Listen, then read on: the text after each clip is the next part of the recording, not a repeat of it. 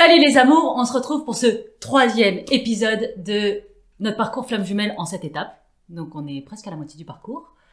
Et c'est l'étape de la crise. C'était une étape fun. Ou pas.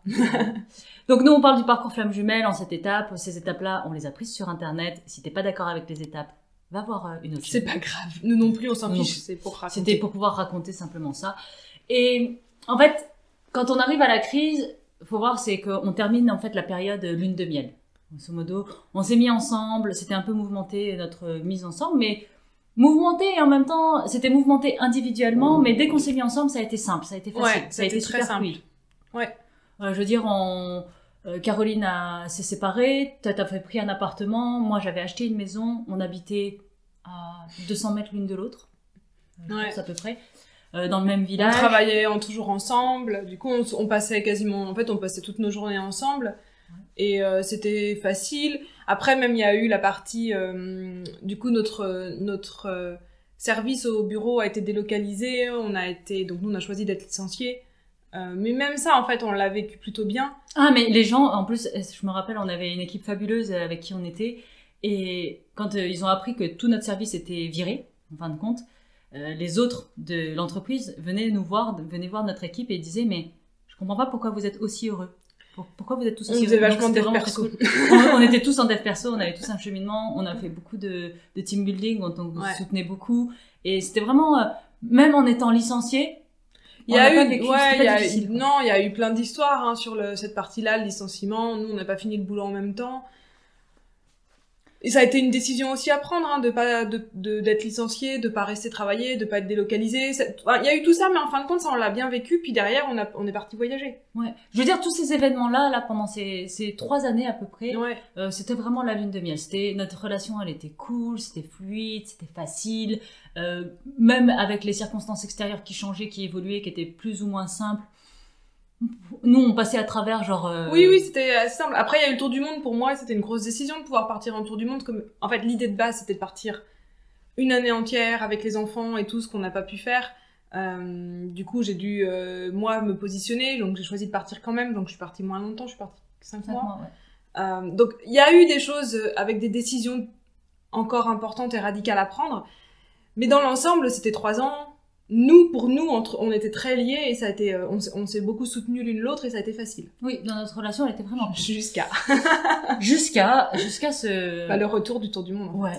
En 2015, donc on rentre du Tour du Monde. Bah, moi, je suis rentrée fin 2014 et toi, t'es rentrée en Ouais, moi, je suis rentrée en avril 2015. Je suis rentrée fin 2014, j'ai passé à peu près 3 mois à Genève et après, on est parti avec les enfants passer un mois en Thaïlande et on est rentrés donc en avril 2015, tous ensemble à Genève et là, c'était vraiment fini le Tour du Monde. Et là, ça fait un peu... L'atterrissage, il est dur. Ouais. Et donc, on est en 2015 et pourtant, les circonstances extérieures, elles sont pas plus dures qu'avant. Non. Mais il y a un truc qui, je sais pas, dans l'énergie, ça râpe. On rentre du Tour du Monde, on sait qu'on veut plus être salarié, mais on sait pas ce qu'on veut faire, du coup, on se cherche encore beaucoup. Du coup, le quotidien, il est... En fait, on est comme dans un quotidien, mais on n'a pas envie de ce quotidien-là. On sait qu'on veut autre chose. Ouais. Moi, j'ai l'impression de m'être...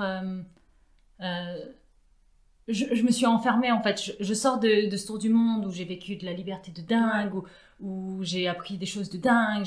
On s'est ouvert à d'autres dimensions. Je veux dire, là aussi, au niveau... On en parle souvent dans les... spirituel, dans les parcours flammes jumelles, ouais, au niveau... multidimensionnel, spirituel, on a vécu des trucs de ouf, il y a eu des ouvertures énormes en fait pendant ces années-là. Moi je vis, pendant ce tour du monde, je vis des états de grâce tous les mois, d'un seul coup je suis frappée par la grâce en disant et je suis connectée à la vie, et je suis dans un flow, et je rentre à Genève et je me sens prisonnière, je me sens enfermée, et tu sais qui je tiens coupable de ça, qui je tiens responsable de ça. Regarde, elle est à ma gauche et je dis c'est ta faute, en fait. Je dis pas comme ça, mais mon ressenti profond à l'intérieur, c'est genre, je suis dans un état émotionnel de merde et c'est ta faute. Ouais. Et c'est vraiment ça que je vis. Et donc, du coup, c'est super dur à retrouver notre relation, à retrouver cette partie lune de miel parce que je la déteste à ce moment-là. Ouais, c'est clair. Non, peut-être pas autant, mais il y a vraiment ce côté où, il y a une partie je lui en veux, quoi. Ouais. De mon côté, moi, j'ai pris quand même cette grosse décision de partir faire le tour du monde pendant 5 mois. Donc, mes enfants sont restés à Genève chez leur père. C'était une très grosse décision que je suis super contente encore une fois de l'avoir prise. Mais quand on rentre à Genève, moi, je me dis, ok, là, je vais pouvoir recréer le lien avec mes enfants, recréer quelque chose de stable à Genève. Et je pense qu'il y a une part de moi qui se dit, j'ai quand même fait un super effort, tu vas quand même pas nous faire chier maintenant. Et du coup, là, il y a vraiment, c'est là en fait qu'on rentre dans la crise, qui est vraiment l'activation des blessures. Ouais. Et il y a assez régulièrement dans la journée, sur des petites choses, on est activé dans nos blessures, l'autre envoie un miroir très fort, et c'est émotionnellement, c'est lourd émotionnellement. Ouais, là, ça commence à être lourd. Je veux dire, on a perdu cette fluidité, on perd le truc. C'est comme si, elle me fait chier, mais genre, mais pour des trucs, mais rien. Et moi, je sens que mon émotionnel, j'arrive pas à le gérer. Il y a tout qui remonte comme ça. Et en permanence, il y a ce truc latent de je t'en veux, en fait. Ouais. Je t'en veux de me faire vivre cette vie-là. C'est ça. Moi, j'ai l'impression que t'es pas engagée. En fait, sur le moment, je me dis, mais t'es pas du tout engagée dans la relation. Après tout ce qu'on a vécu, qui était trop bien, enfin, je comprends pas. En fait, il y a une partie de moi aussi qui est, mais c'est pas juste, quoi. On a fait tout ça ensemble. C'est pas pour maintenant, remettre tout en question. Et c'est vraiment des choses où, ouais, comme tu dis, c'est des petites choses du quotidien. Sur le moment, on n'est pas encore rentré dans des grandes réflexions sur qu'est-ce qu'on veut de notre vie, où est-ce qu'on veut amener notre vie ensemble, quelle vision on a pour nous deux.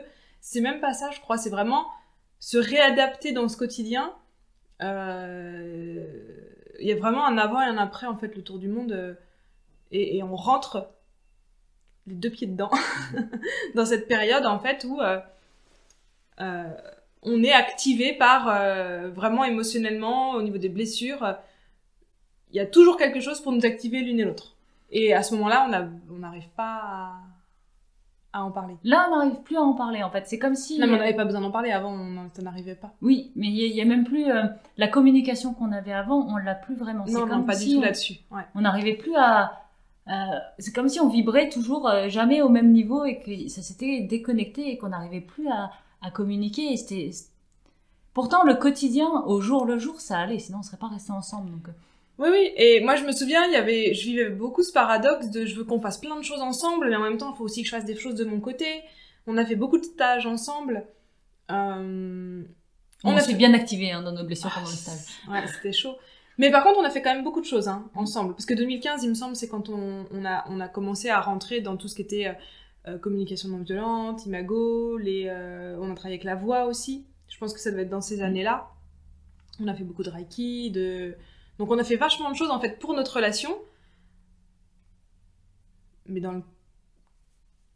Comment dire, dans le concret, il n'y avait pas grand-chose qui changeait. Je pense qu'on n'arrivait vraiment pas à ouvrir les canaux de communication entre nous.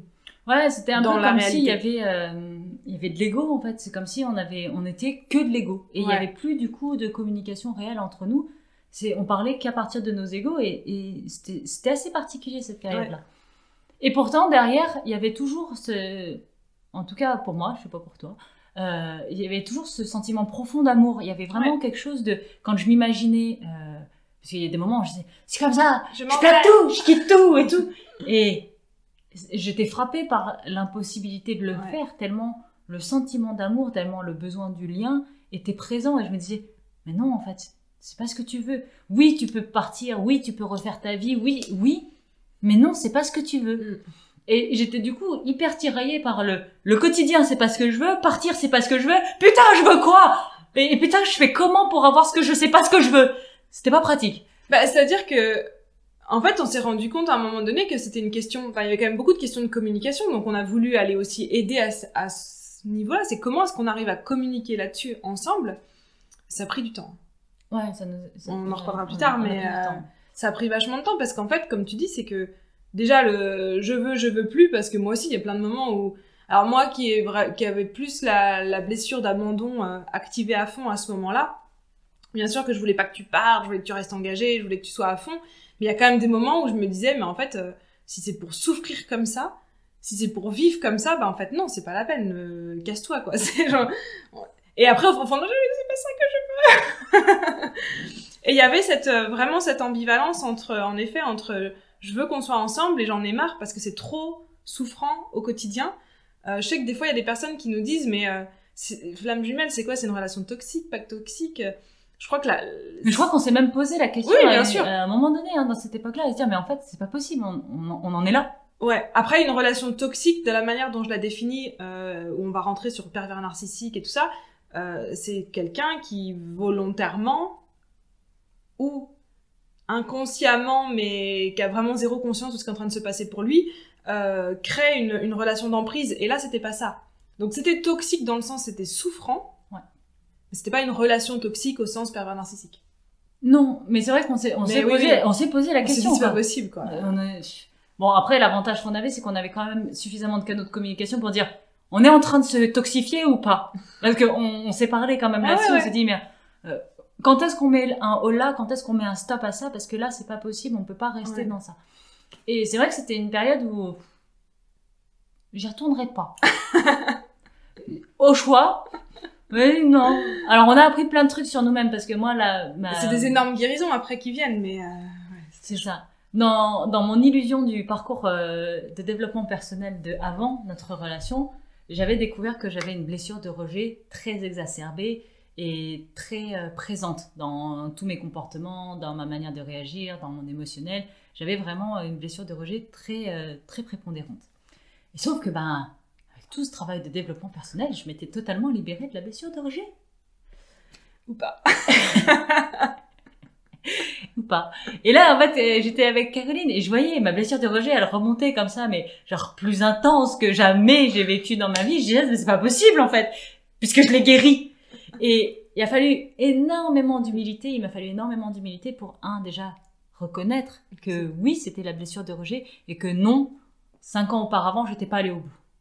Et sans te culpabiliser, parce que le problème quand on vit ça, c'est de se culpabiliser en disant mais en fait j'ai encore des trucs à guérir, je suis pas assez bien, j'ai pas fait les choses correctement et tout ça. Et non, en fait, je pense pas que... De toute façon, te culpabiliser n'aide jamais. La phrase préférée du rejeté, je suis nulle. Ouais. Et en fait, non, je me rends compte qu'en fait, à cette époque-là, j'avais une sensation de nullité absolue permanente. Genre, j'étais nulle avec les enfants, j'étais nulle avec Caroline, j'étais nulle professionnellement, j'étais nulle tout le temps, quoi. J'étais moins que 0. Et c'est vrai que et là, quand je me suis reconnectée à dire, mais en fait, tiens, c'est bizarre, ça ressemble vachement à la blessure de rejet, mais en version puissance 10, quoi. En version puissance 22. Et là, je fais, ok. Et ce que m'a appris cette période-là, en fait, c'est vraiment de l'humilité beaucoup par rapport à tout le cheminement qu'on fait, parce que oui, on a un chemin parcouru, mais se rentrer dans l'illusion qu'on est arrivé au bout, qu'on a dépassé quelque chose, qu'on est allé... Enfin, je veux dire, moi, quand j'étais en 2012, je vous ai dit, I was Jesus. Je marchais genre sur de l'eau. Et la période de la crise, c'est vraiment la période où on est en miroir total. Parce que toi, tu dis, donc, tu te trouvais super nul parce que t'arrivais pas à les choses. Et du coup, moi, de mon côté, en plus, il y a une partie de moi qu'on voulait toujours plus. C'est engage-toi plus, fais les trucs encore plus, ou sois plus là, et tout ça. Donc, en fait, le miroir, il se met... tu sais, t'as le miroir où tu te vois normalement, puis t'as le miroir grossissant, là. Et c'est vraiment cette période-là, en fin de compte. Là, c'était vraiment... genre, tous les défauts de nous-mêmes, de notre âme, on les voyait, mais puissance 22 000, quoi. Et c'était super souffrant. Ouais. C'était ça qui était souffrant, en fin de compte, c'était de se dire, merde. T'as presque l'impression de dire, mais tout ce que j'ai fait avant, c'était pour du flan. Ouais. Moi, j'avais tellement peur que la relation s'arrête que j'étais... Il y a une part de moi qui savait que je devais créer un truc seul, que je devais avancer seule dans mes projets, mais je pense que j'avais tellement peur que la relation s'arrête que je m'accrochais à faire non, faut qu'on fasse un truc ensemble, faut qu'on soit toujours ensemble, faut qu'on fasse tout ensemble. Et alors moi là, ça, j'avais juste envie de dire mais lâche-moi, mais laisse-moi, mais vis ta vie, laisse-moi vivre la mienne s'il te plaît, et tout, et c'était super dur. Et en même temps, je voulais pas rentrer parce que oui, un rejeté, la première chose qu'il fait, c'est qu'il rejette. Et il se fuit. Enfin, il fuit, du coup, toi, t'aurais pu partir. Et j'étais là, je fais, non, je veux pas être cette personne-là, je veux pas rentrer dans ça, en fait. Non, je veux pas être dans ça. Et c'était super dur. Et j'avais vraiment besoin d'y réfléchir. Et ça a pris du temps. Et ça a pris du temps. Et ça, en fait, ce qu'il faut voir, c'est que là, on commence la descente, mais on n'a pas encore touché le fond, parce que fond, on en parle dans le prochain épisode. Yes. Si tu veux savoir où tu te trouves dans ton archétype yin ou yang sur ton parcours et comment est-ce que tu peux mieux te comprendre par rapport à ça, comment est-ce que tu peux mieux communiquer avec l'autre aussi en comprenant où il en est dans le yin et le yang, parce qu'il n'y a pas que le schéma binaire de runner et chaser, mais nous on sépare bien 7 archétypes différents dans la totalité du spectre. On te met le quiz des archétypes, il est juste dans la description. Et quand tu comprends ton archétype, en fait, tu comprends aussi comment elle va s'exprimer la crise en toi. Ça, c'est super précieux parce que du coup, ça te donne vraiment des pistes d'évolution, de développement et de changement et comment guérir tout simplement. Yes. Et nous, on te fait des bisous et on te dit au prochain épisode.